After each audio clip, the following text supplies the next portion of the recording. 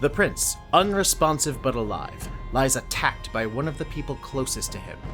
King Sarath charges the party with finding the culprit and reporting to him who will face the gallows. Joined by the renowned Genasi detective Francois Amberger, the champions set out in search of clues. Observing Korth's bedchambers, they find an ornate sword, a prayer book hidden within the straw mattress, and a damning letter from the Sons of Mace, the group who splintered off from the Morning Stars and have since been branded traitors. While the evidence was concerning, it wasn't enough to convict, but there's still another suspect and another room to search. So yeah, he's climbing up the wall, he goes to the axe, he grabs Sword. it. The sword! Damn it! this is how Andrew fucking this up. I grab the sword, I'm like, ooh, unattaches from the wall, grabs the sword, forgets he's supposed to be using the claws, and then falls backwards. Yep, just right off the wall, clattering to the ground. The blade is not marred by falling, but now you are tangled up with this great sword on the ground. Thankfully, you were holding the hilt and not the blade. Yeah. It was booby-trapped! Clearly, do you see how the sword sprung out and was thrust upon him as he went to grab it? Yes, of course. I am so glad that you see. He clearly must have booby-trapped his own weapons. I just look at Jelltur. He kind of gets up and just doesn't like full-on swing, but he's kind of just playing with it a little, like, ooh, this is nice balance. Like kind of just being he's completely enamored and distracted now by this thing. Jelltur. Make me an investigation check real quick. Scratch is having a great time with this guy. This guy is an idiot. 19. 19? That black stone on the pommel? That's worth a lot. That's a black diamond. Normally when people want to make a sword like this and they want to have like a black stone on the pommel, they use onyx or obsidian. That is a black diamond. And they must be getting paid pretty damn well around here, but getting black diamonds is fucking pommels for a sword. So, Detective Amberger leans down to Kreg. What have you discovered with this booby-trapped weapon? Do you see any sort of markings that perhaps it is cursed by? And he's just like going on some kind of a... Okay. Craig's swinging it around, so you Oh god. yeah, like pretty much like he's like, imagine a kid with a stick playing a knight. Yeah. That's basically what Craig's doing with an actual sharp weapon. Never mind, he steps back. So is it a sword or is it an axe? It looks like a sword, but I'm not sure yet. It's... Oh my god. Oh boy. I believe it's a sword, though. Yes, maybe you should take a much closer look at it.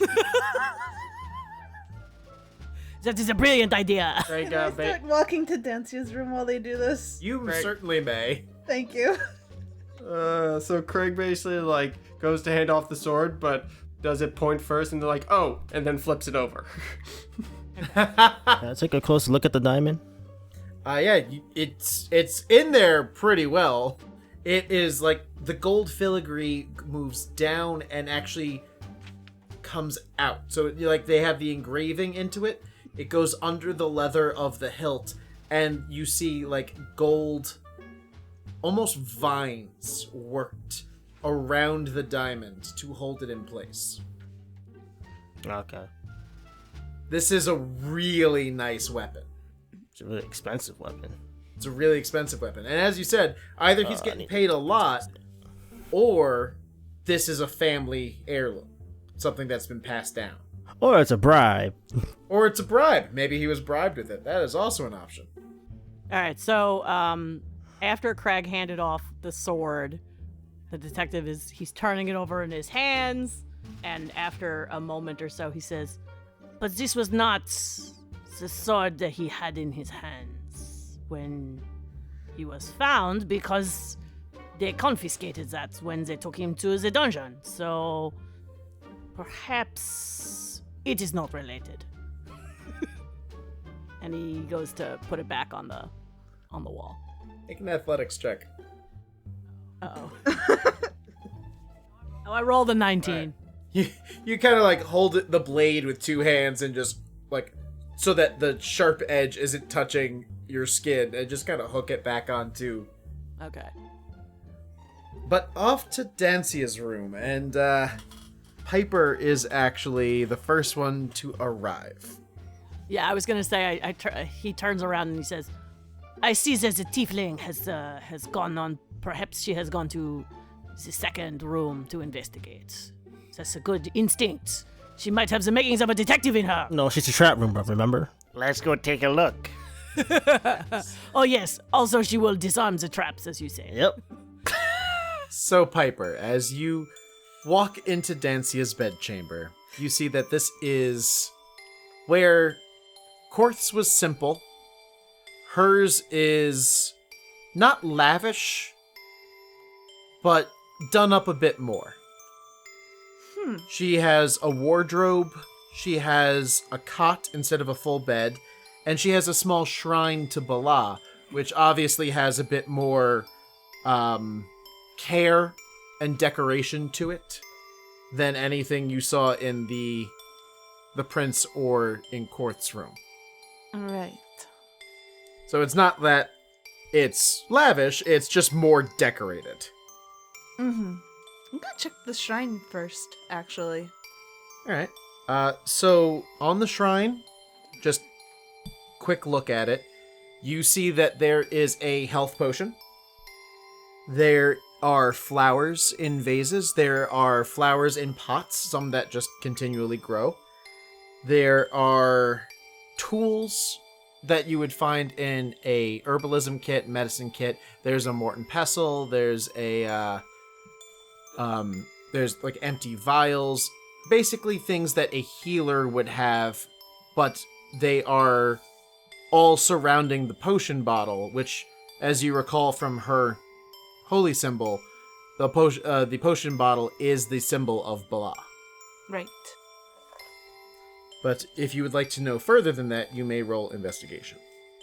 I'm too absorbed about the plants. That's a 7. Yeah, you don't find anything on the shrine. The spicy 9 on the plants, though. They're not that pretty. I mean, there's no flowers on them. They're just green. And they're probably medicine herbs and such. Yeah. But nothing distinct Nothing that distinct. I recognize. Why don't you go in the room? Find any traps? Oh yes, I disarmed them all. Don't worry. Really? You're still up? Crazy. Where were they? Where was they located? I just give Jelltur a look. He looks at Jelltur. Do you know What? No, what?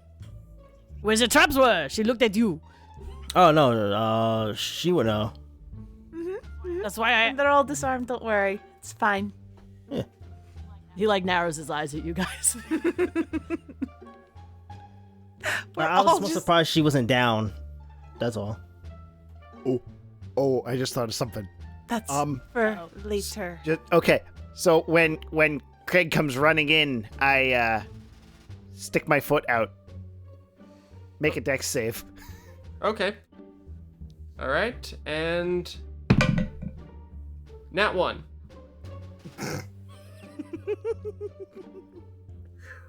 Matthew, So,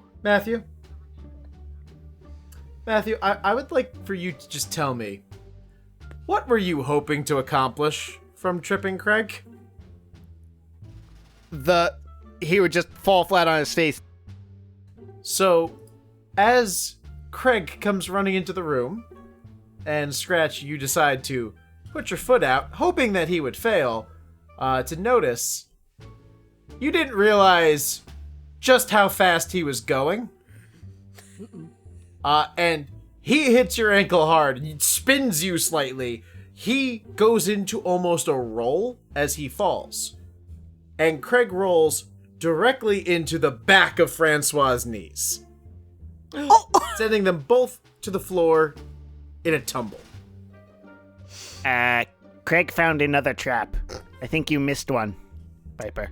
It wasn't here when I got here. Looking straight at you, Scratch. Ow. What did I trip over? There was a trap. Yeah, Trap didn't do a very good job. Those sneaky devils. Oh no, I did. It was fine. The trap got here after I did, apparently. Well, if you, Okay, so Francois said stumbled forward a little bit and like whirls around. That is a very unique trap to have in a room for someone who is. It is, isn't it? It's unique. Nothing like we've seen in Mace before. Is there carpet on the floor, or is it hardwood? There is a rug under, like, where her cot is, just so she's not bare feet to stone floor when she wakes up in the morning. Right. Okay, well, Francois goes over and starts like investigating like the stone floor near where, like I guess by the door, trying to find where the trap was. Alrighty. So you have the wardrobe, the cot, and the shrine. As Francois seeks the trap. Kreg is going to help her, so... yeah, there's no window, right? There is no window here, no. Okay. 20 investigation on the shrine. Alrighty. So you're looking at the shrine, and now you have shrines in your village, and usually they're set up very similarly to this, you know, the items that represent the god and whatnot. It's just weird when they have that little crack in the back where it looks like it has something hidden behind it. I mean, I don't usually keep them there, but I'll take a look. It's just wide enough for you to slip 2 fingers in, and you pull out a small red leather book. Where's with people and hiding these leather books and things? I open it up. Alright. A lock of black hair falls out, Okay. and there are many different prayers written. And I would like for you to make a religion check. Okay. You're at a disadvantage. I was gonna Me? Say, Yes. Could I help him? You could help him, you can make your own. You I can don't think I need it. 16. 16. And Piper, please make one as well because you're right there. 15. 15. You're not looking at the prayers, but the two of you, like, Scratch, you're looking through the prayers, and something about this seems familiar. And Piper, you see the front cover of the book. You see the symbol on it. And Scratch, you close the book and you see the symbol on it, and a memory comes to you. It is a heart with a dagger through it, is the holy symbol on the front of this book, this prayer book. And you both recognize this as a prayer book to the goddess Virilis, Wait, I do remember that name. the goddess that Altiel worshipped, Oh, yeah. the goddess of love, fertility, and vengeance.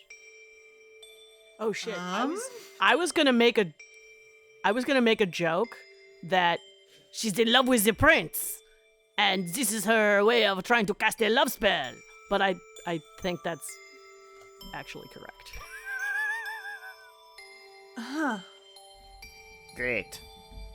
Does this mean that she is not a cleric of Bala at all? That she's actually a cleric of Virilis?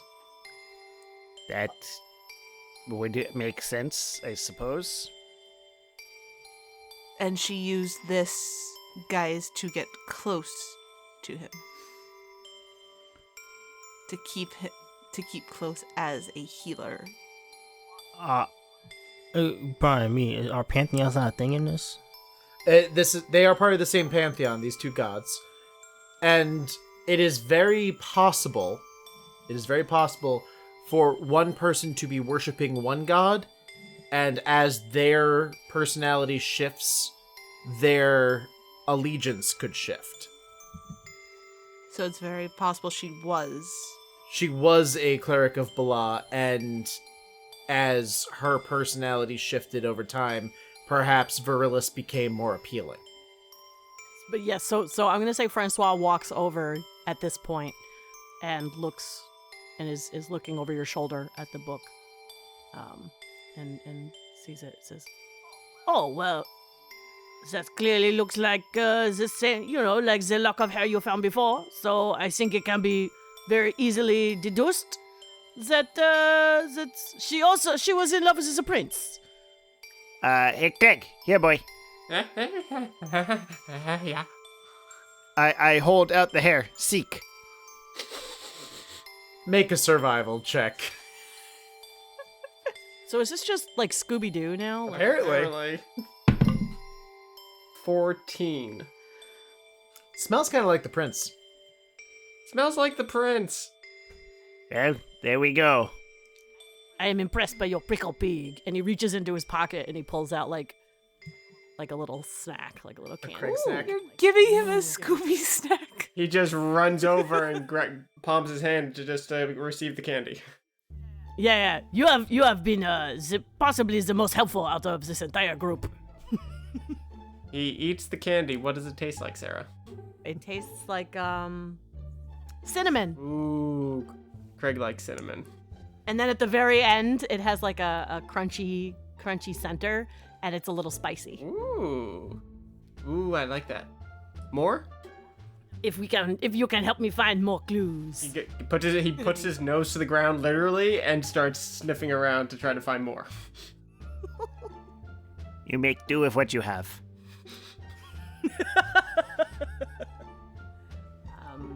Did we examine the cot? You have not. All right, let's go over and examine the cot. I'm going to try to give Sarah advantage. What have we done? That's a 17 on the die, so I can't help.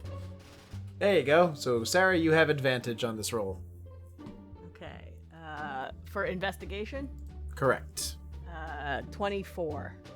All right. You see that this bed has not been slept in probably months. It is perfectly well made.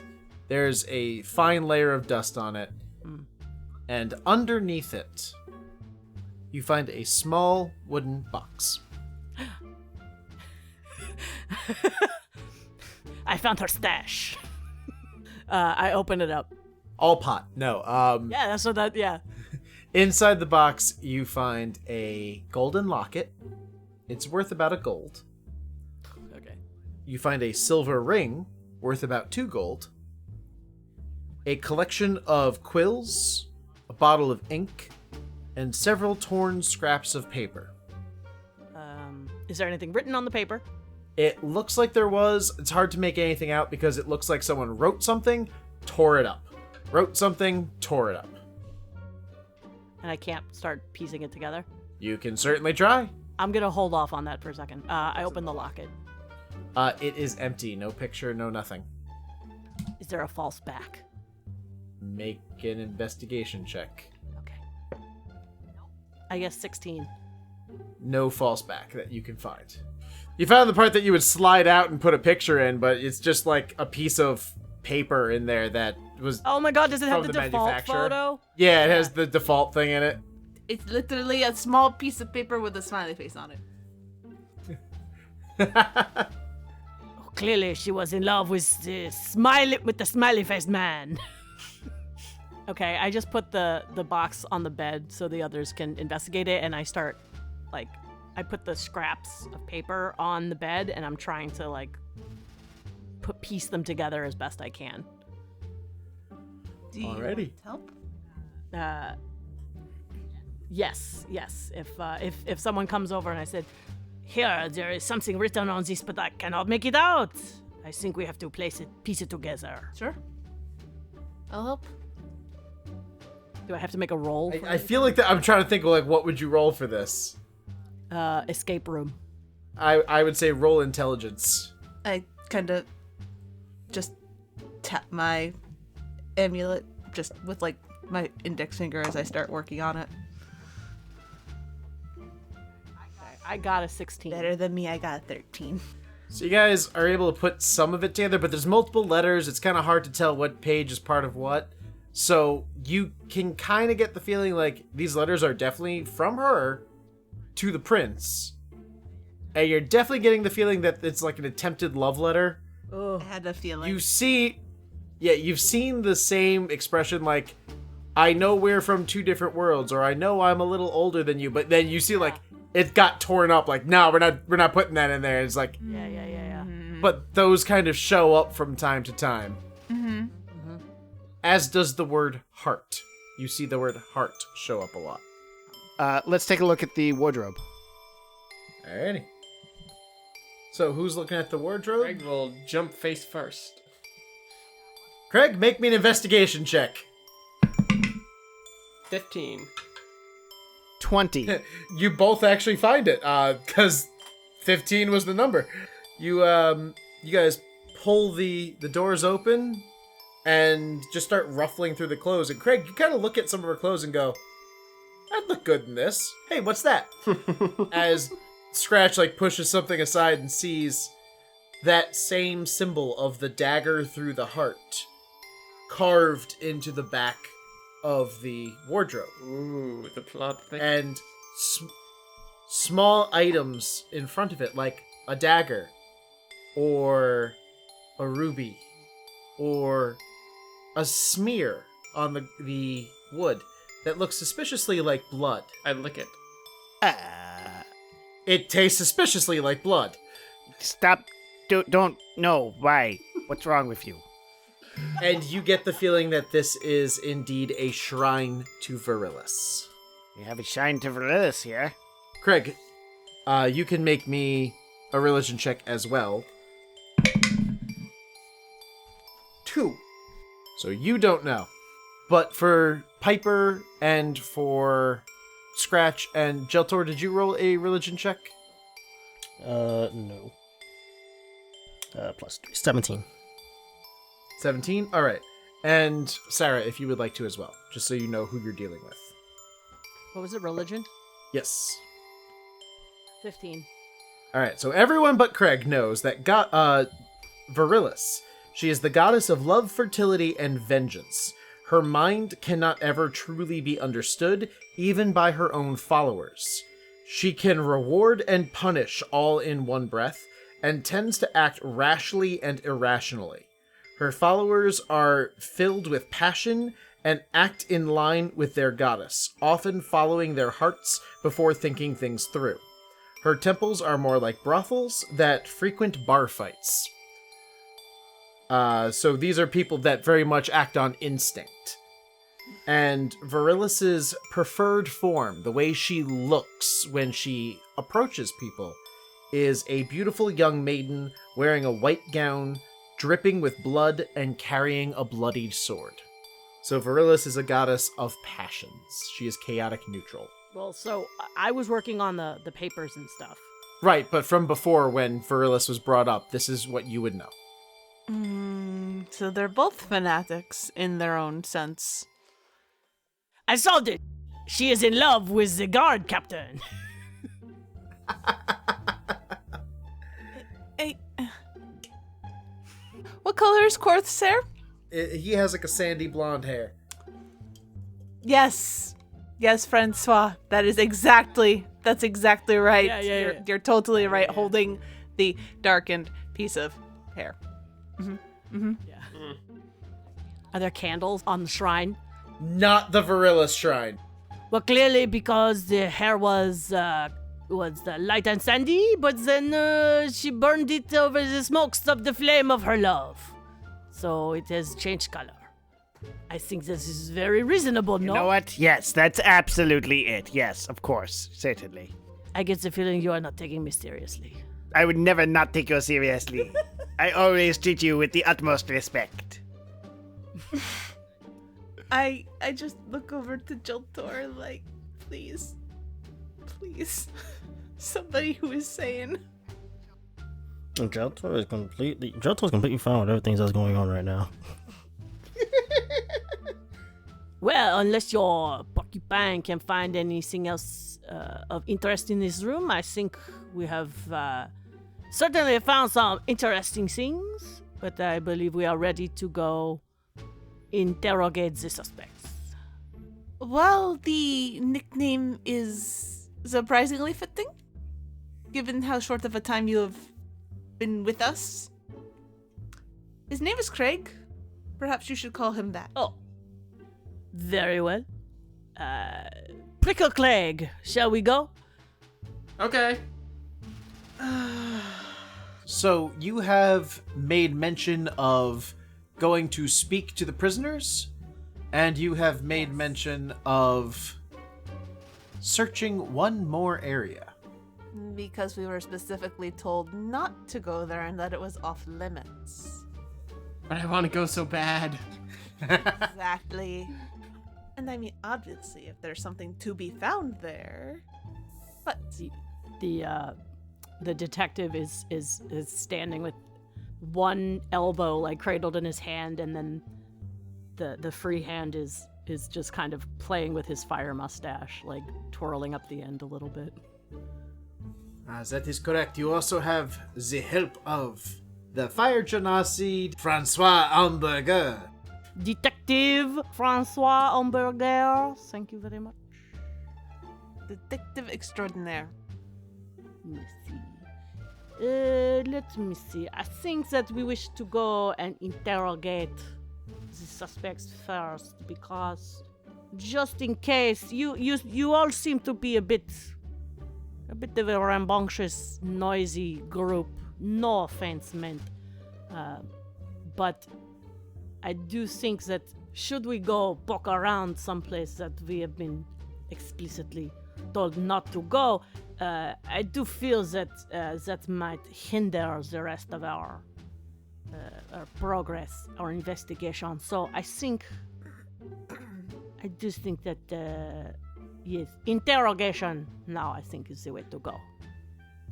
Perhaps we should talk about what we're going to, or discuss what we're actually going to ask them. We are simply going to look for contradictions and point them out. Solid plan. You are the second smartest person I've ever met. Who's the first? You know, I've heard you say that a lot of times to a lot of different people. Would you? Oh, let me ask you. Have you seen my detective badge? Let me show it to you. Ooh. Can I get one? No. Oh. If I solve the case? No. Oh. Francois is out of materials for his pin maker.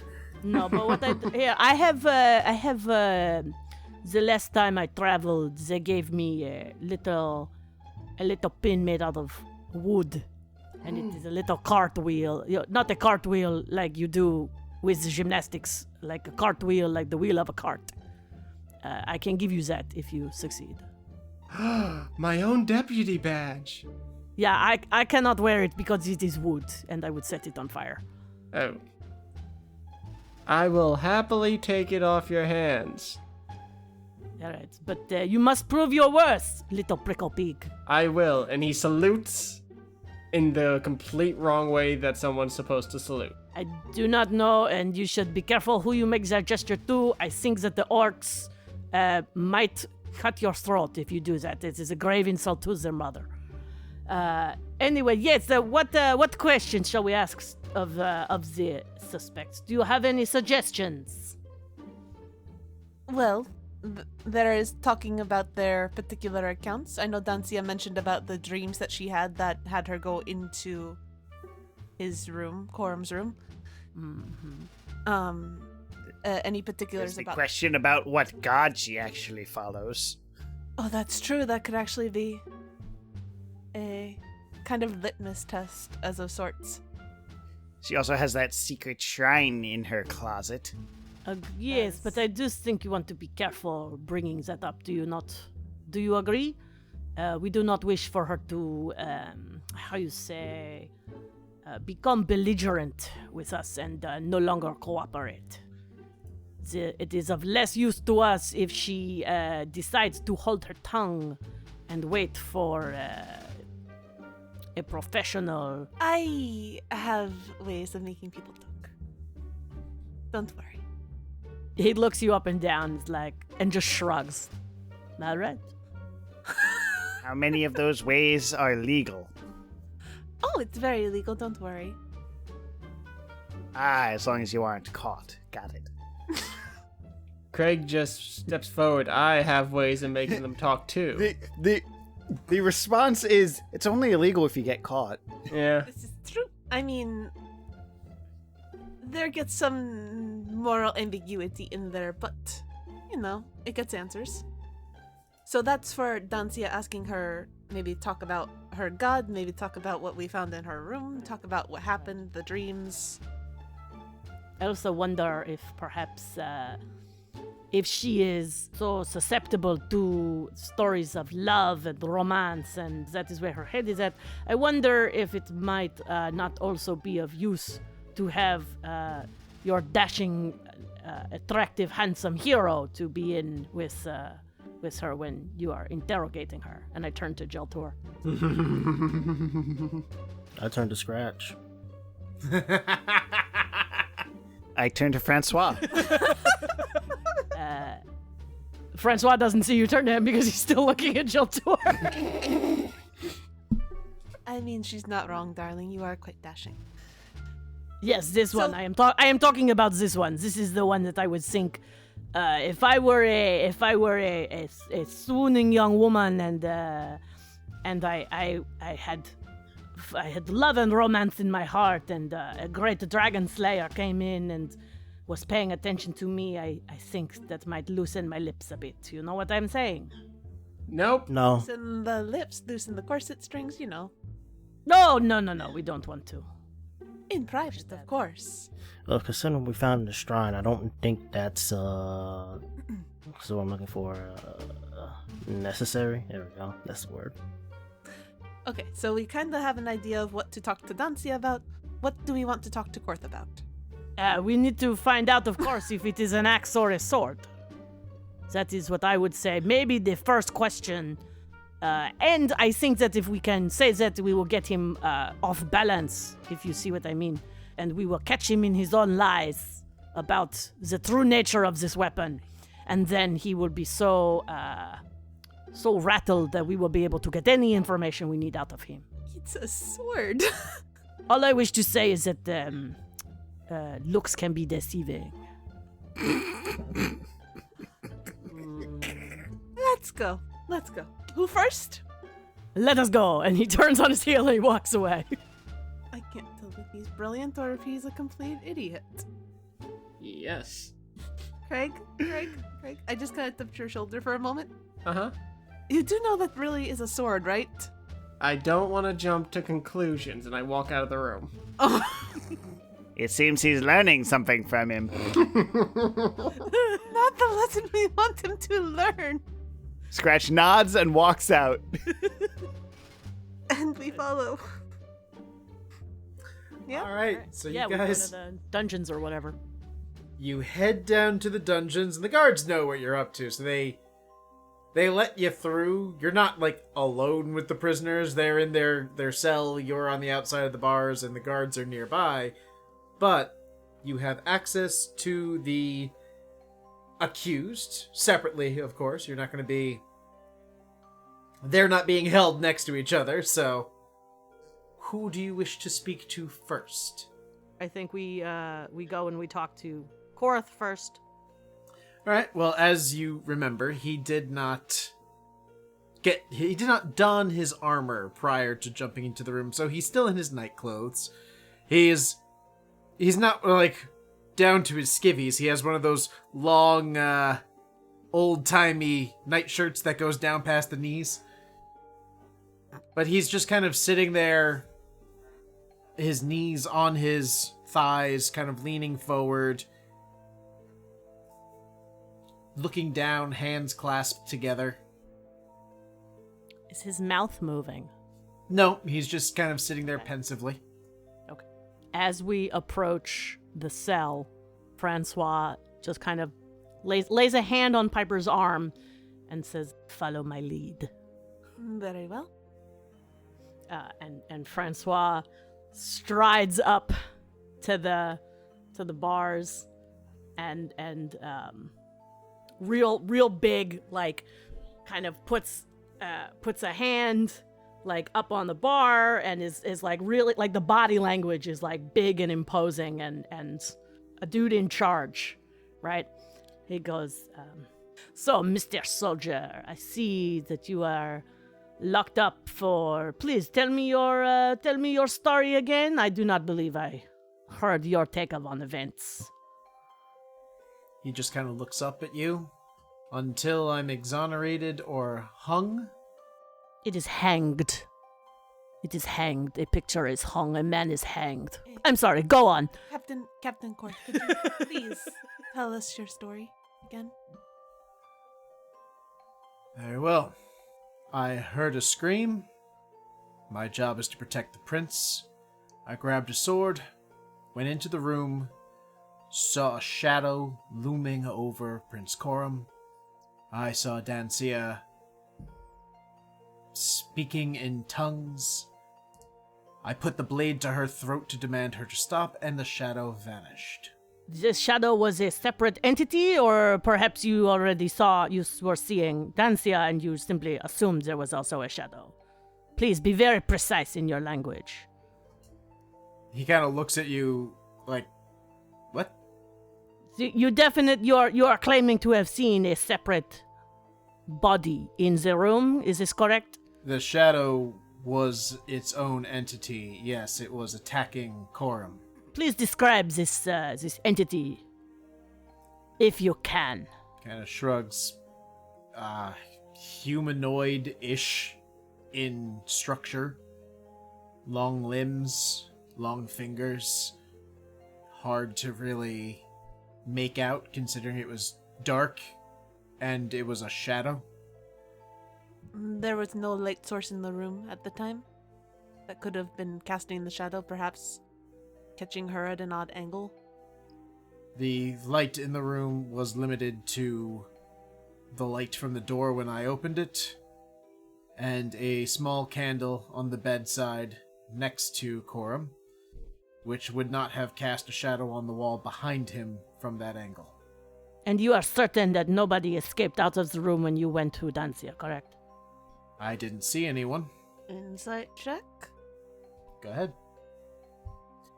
23? He doesn't seem to be lying. He didn't see anyone leave. Now, with a 23, you do hear that kind of pause in his voice where, are you certain no one left the room? He's not, but he didn't see anyone, so he answered accordingly.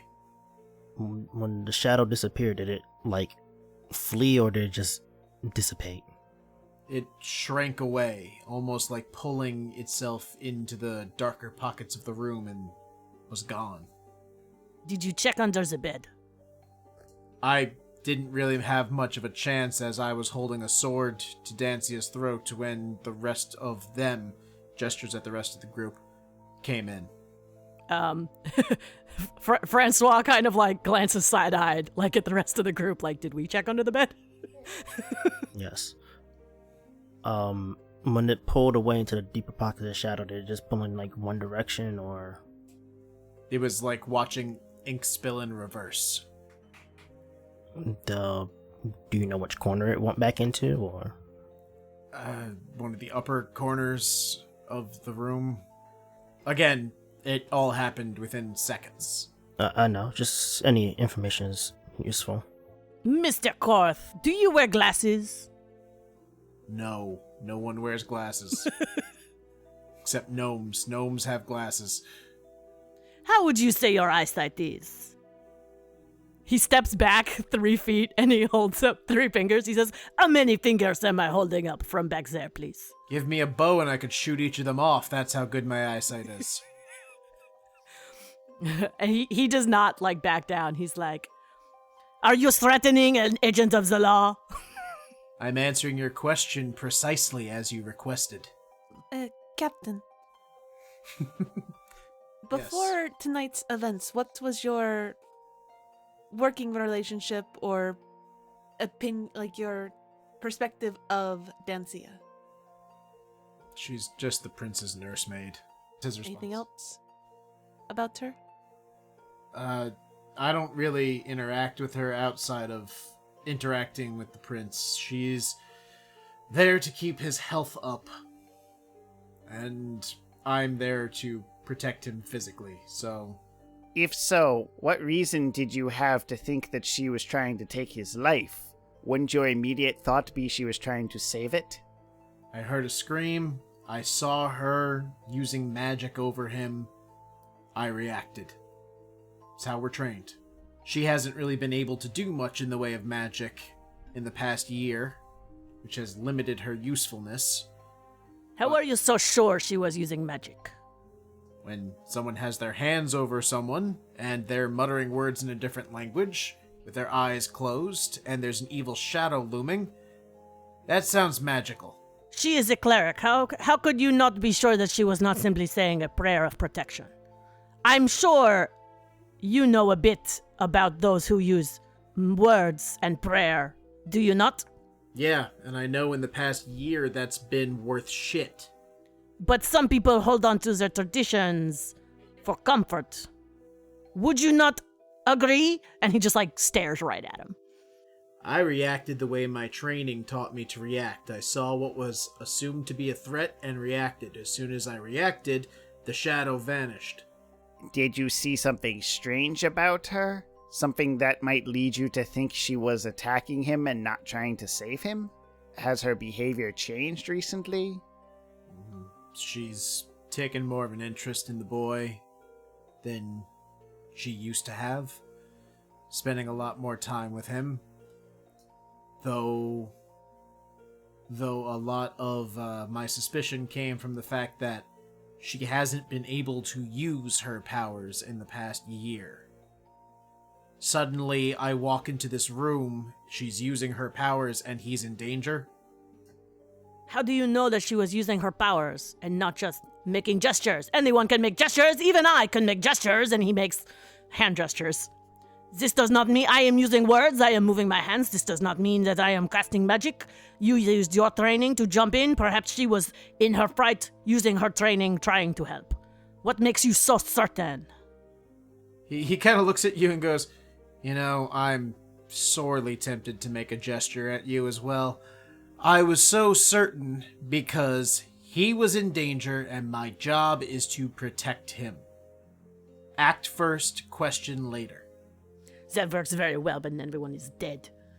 Just quick question. The scream was from Dancia, correct? Couldn't tell. You could not tell the scream between a woman and a man? Oh, wait. We heard Dancia's scream when you stopped her. How did you hear that he was in danger in the first place? I heard a scream. From? I don't know who screamed first. I just know I heard a scream. I assume it was Corum. Can I... But you are not certain. You Yeah, if can't you be wanna certain roll. of anything unless you see it happen yourself, and even then the brain plays tricks. What I know is I heard a scream. I went into that room. I saw some kind of magic happening, and I saw Corum in danger. I know that when I drew my sword and put it to Dancia's throat, the danger disappeared. That is what I know for certain. You keep asking me what I know for certain, and then begging me to speculate. No, I'm not actually speculating. I was just asking if you heard if the scream was male or female, but... What does his voice sound like? Just for me to know. It is higher pitched compared Okay. to other men of his age. Okay, that's kind of because this is an audio medium and we only have Bryan's voice. Yeah. Just for our sake, and could you go over the story one more time along with your thoughts on Dancia? And I would like to try to use my mentalist and have him make an intelligence saving throw. Alright, so Korth is going to make an intelligence saving throw. Now, for the sake of the fact that I don't think you've used this yet on... Have not. How many times can you use it? It is spending a charge of my bardic inspiration. So I can use it 3 per Okay. rest. Yeah, I just wanted to make sure that you weren't going to use it and we need it for No, I- Dancia or I the s- king. I still have 2 more. And to the listeners, what does this allow you to do? Through the study of the mind and a charming personality, you are able to manipulate the minds of those around you. When you gain this feature at level 6, you may use a charge of your bardic inspiration to attempt to put a creature into a trance as an action. Creature must succeed in an intelligence saving throw against your save DC. On a failed save, creature becomes complacent for 10 minutes, or until you end the trance, answering all questions honestly to the best of its ability and performing simple tasks that do not put the creature in harm's way. On a successful save, creature is confused for a round, but snaps out of the state and becomes aggressive towards you. Creature automatically succeeds if its intelligence score is less than 4. So, can't use it on. So what is your DC? 14. 14. Alright, so we shall roll. I got a 14 on the die. Yeah, so he passes. He passes. So he just kind of like, I just told you, and then his brow furrows. Really? Mind magic on me? Trying to trick me? I'm already telling you. I do not understand what you are talking about. Perhaps it is some of my hand-waving magic. What do you understand, you hack? Now he's angry at us. Now he's angry at you because he's become hostile. Right. I'm very sorry. I just wanted to, if there was something that you were hiding, I just thought it would help you speak more freely. I've already been speaking freely. You want to mess with someone's head? Go to Dancia, she's half gone already. What makes you say that? Madwoman's been sobbing her brains out since we got down here. Just for you, one last question. When you heard the scream, how loud was it? Because you're right across the chamber from him. We only heard Dancia scream. It was somewhat muffled. There were 2 doors between us. Yeah, okay. So I guess we heard her scream better because you had already opened the door. Very well. During our investigation, we did, search your room and stuff. We found a journal of sorts. You have a mantra, but it was to a different god. Yes. It's a prayer to Aurelius. We didn't know you were that religious. I'm not. When we were originally trained, Aurelius is the god of balance, of the seasons, of acceptance and loss. And when you're a soldier, you lose a lot. You lose friends. You lose sometimes your own body, your own mind to war. It's inevitable, but it should be embraced, not feared. So I have to remind myself every night of the lessons I learned as a cadet. To not be afraid, just to accept. Why was it hidden in your mattress? The gods are not looked upon kindly these days. Well, considering every time somebody says a prayer over someone and they are immediately accused of murder, I cannot imagine why they would also want to hide it. Don't you think? Ignoring Francois, he continues speaking. Because of this and my position as captain to openly worship, and he kind of looks at you, Piper, any god could land one in political trouble. And Piper, you remember that Flynn wears his holy symbol brazenly. Mm-hmm.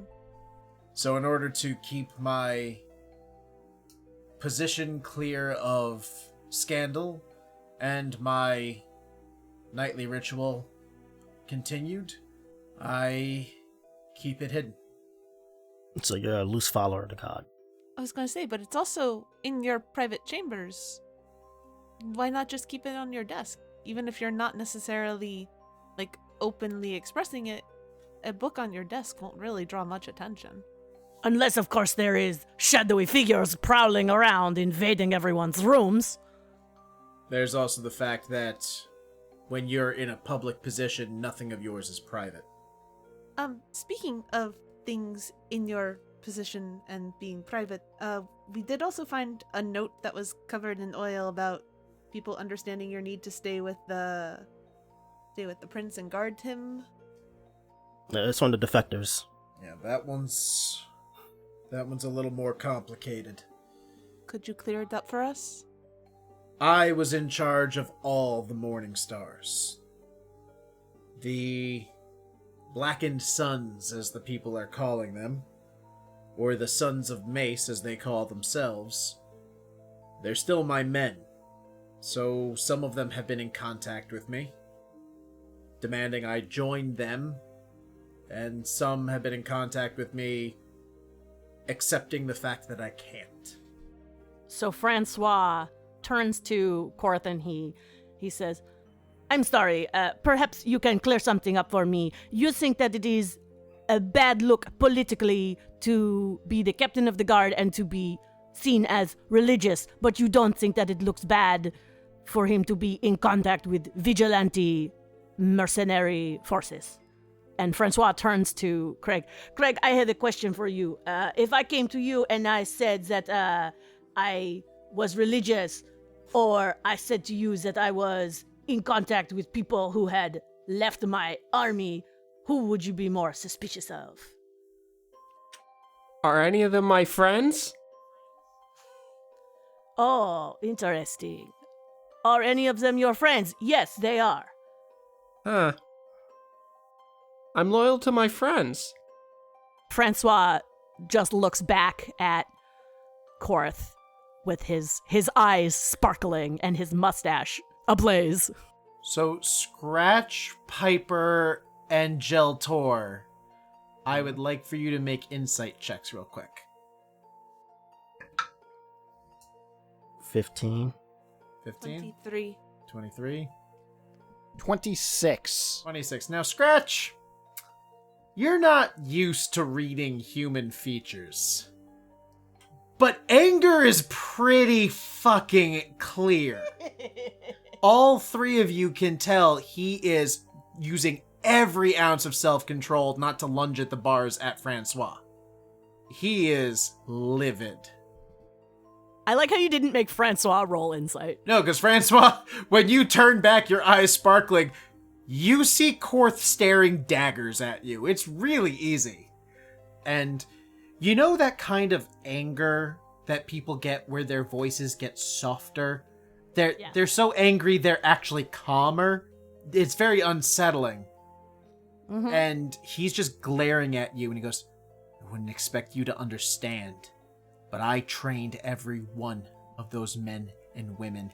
They were like my children, and you expect me to just write them off because of a difference of ideology?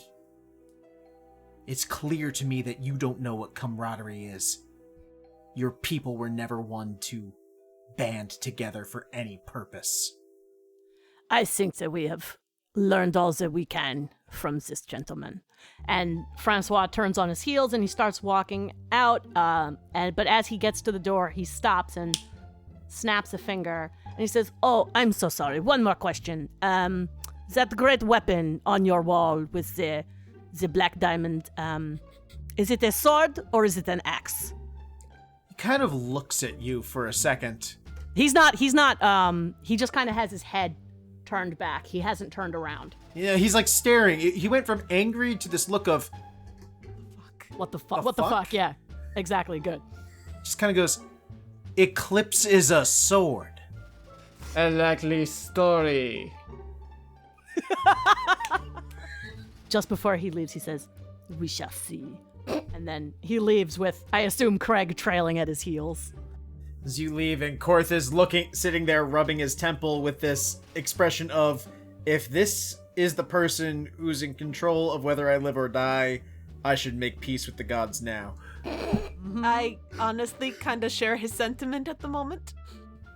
I have my paw to my forehead as I just walk out.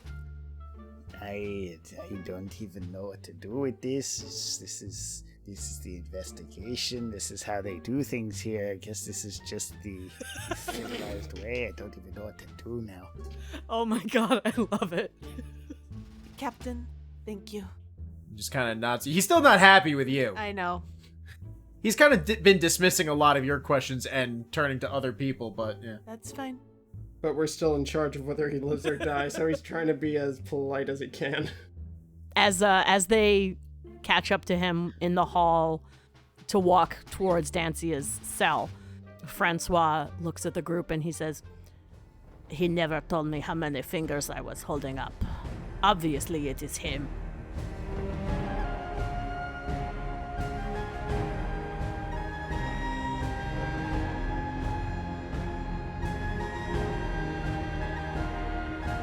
This has been the Reliably Chaotic podcast. Champions of Solane is an original Dungeons & Dragons adventure written by Bryan Scharf using the Dungeons & Dragons 5th edition rule set published by Wizards of the Coast. My name is Bryan Scharf, and I've been your DM. You can reach me at ReliableDM on Twitter. My name is Nicole Summers, and I play Piper. This is Jair, also known as JJ, and I play the character of Jelltur Jactus. This is Matthew Reed, and I play Scratch. This is Andrew Brown, and I play Kreg. Bonjour, my name is Sara, and I play the role of Detective Francois Hamburger. Theme music by Adrian von Ziegler. All other music by Kevin MacLeod on the Incompetech website and Adrian von Ziegler. Detailed information about music in this episode is provided in its description. Music for this episode was selected by Nicole Summers. The episode was edited by Matthew Reed with assistance from Sara. Contact us out on Twitter at Reliably Chaotic, email us at reliablychaotic@gmail.com, or join our Discord server by following the link in our description. If you like our show and would like to support us, please consider becoming a patron by going to patreon.com/reliablychaotic or by leaving a 5-star rating and review on iTunes. It really does help a lot. Thank you for listening, and we hope to see you again in our next adventure.